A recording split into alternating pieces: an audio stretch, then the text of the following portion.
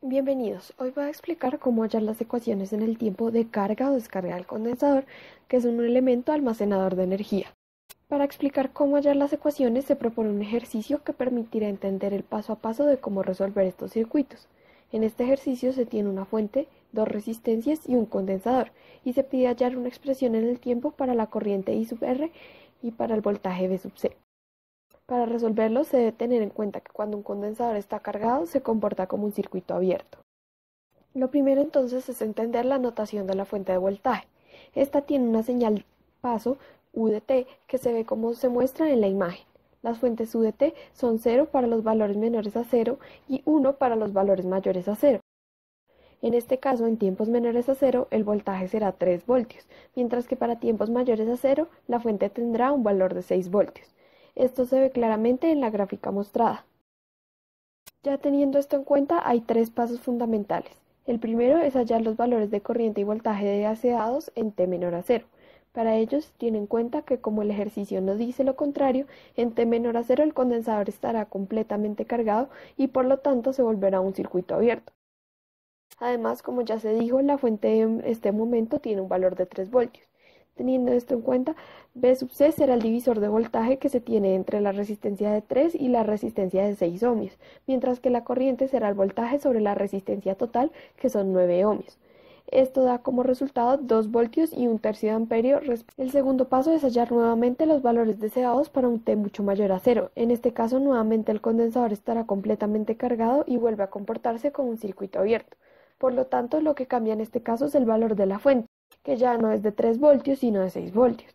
Nuevamente haciendo el divisor para el voltaje y para la corriente, la malla se obtienen 4 voltios y 2/3 de amperio respectivamente. El último paso es analizar el circuito en T mayor a 0. En este caso se debe hallar tau, que es la constante de carga o descarga del circuito. Tau tiene para los condensadores un valor de RC. Se sabe que el condensador vale 1/2 de faradio, por lo que para hallar la resistencia R se hace la resistencia Thevenin que ve el condensador. Para ello se quita el condensador, se corta la fuente de voltaje y obtenemos el circuito mostrado. Por lo tanto, R va a ser el paralelo entre 6 ohmios y 3 ohmios, lo que resulta en 2 ohmios. Aplicando la fórmula para Tau se obtiene que es 1. Ya teniendo todos los valores en el tiempo, el voltaje y la corriente van a tener ambos la siguiente fórmula. Van a ser sus respectivos valores en un tiempo mucho mayor a 0, más una constante por una exponencial a la menos 1 sobre Tau por t. Reemplazando los valores de t mucho mayor a 0 se obtienen estas fórmulas. Posteriormente, para hallar los valores de las constantes, se reemplaza el valor ya sea del voltaje o de la corriente en t menor a 0, que coincide con ser el momento en el que se activa la fuente de 6 voltios. Por lo tanto, despejando las constantes, obtenemos que A es igual a menos 2 y B es igual a 1/3. Por último, escribiendo completamente las ecuaciones, se obtiene que V sub C es 4 menos 2 por E a la menos T y I sub R va a ser 2/3 más 1/3 por E a la menos T. Ya el paso final es escribir ambos valores en todo tiempo.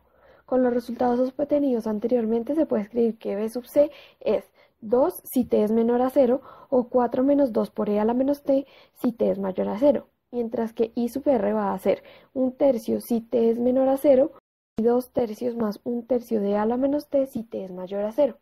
Por último, para unificar las expresiones y hallar una expresión total para todo el tiempo se puede escribir en términos de U sub t, o sea, de un paso.